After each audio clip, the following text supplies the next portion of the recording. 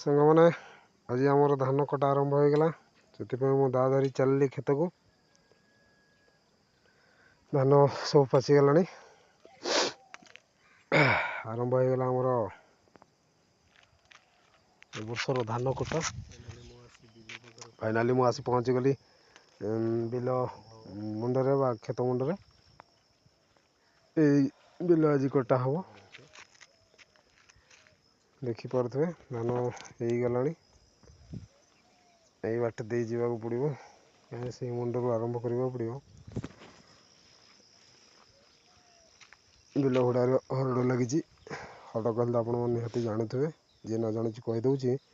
ହରଡ଼ ଡାଲି ଜାତୀୟ ଶସ୍ୟ, ବିଲ ହୁଡ଼ାରେ କରାହୁଏ।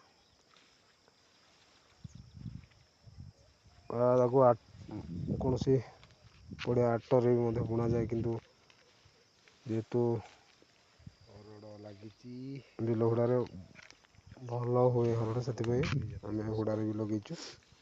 ଆମର ଏପଟେ ସବୁ ପ୍ରାୟ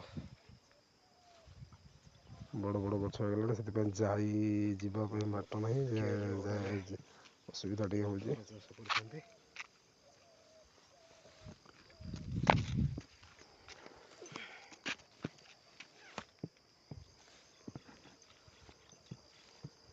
ଦେଖିପାରୁଥିବେ ହରଡ଼ ଗୁଡ଼ା ବଡ଼ ହେଇଗଲାଣି। ଫାଇନାଲି ମୁଁ ଆରମ୍ଭ ଗାମୁଛାକୁ ମୁଣ୍ଡରେ ବାନ୍ଧିକି ଧାନ କାଟିବାର ଆରମ୍ଭ କରିବା।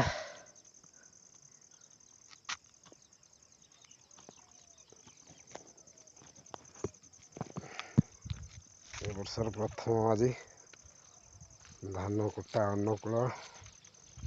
ଧାନ କଟା ଚାଲିଲା।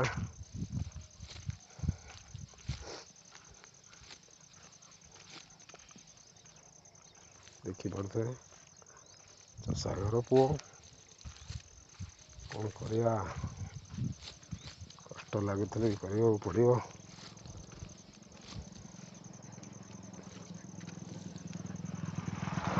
କାହିଁକିନା ଆମର ରୋଜଗାର କହିଲେ ଏଇ ଧାନ।